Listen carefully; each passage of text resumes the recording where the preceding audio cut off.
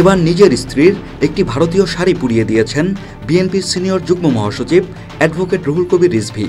এর আগে চলতি বছর 22 মার্চ নিজের গায়ে থাকা একটি ভারতীয় চাদর ছুঁড়ে ফেলে দিয়েছিলেন বিএনপির এই নেতা।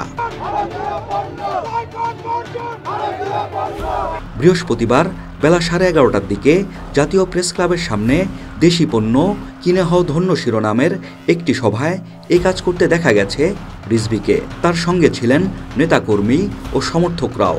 এ সময় সবাইকে দেশীয় পণ্য কেনার পরামর্শ দেন তিনি।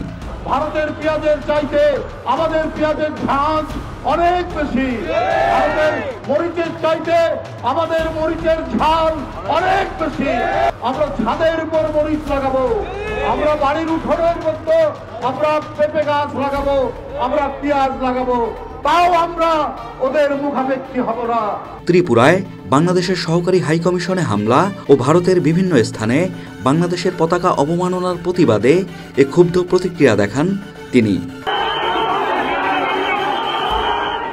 রিজভী বলেন, ভারতীয় ভিসা বন্ধ করে বাংলাদেশ সরকার সঠিক সিদ্ধান্ত নিয়েছে।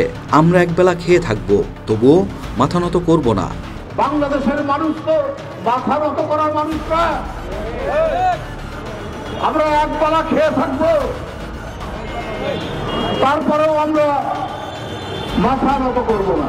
বিএনপির এই সিনিয়র যুগ্ম মহাসচিব বলেন যে শেখ হাসিনা গুম খুন করেছে, ছাত্রদের রক্তে রাজপথ ভাসিয়েছে, তাকে ভারত পছন্দ করে, কিন্তু বাংলাদেশকে করে না।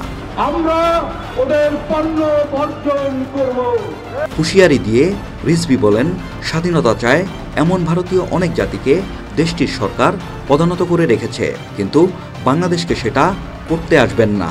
ভারত যা বলবে তাই শুনবে। এমনটা শেখ হাসিনার মতো দু একজন থাকতে পারে, কিন্তু কোটি কোটি বাঙালি এর বিপক্ষে।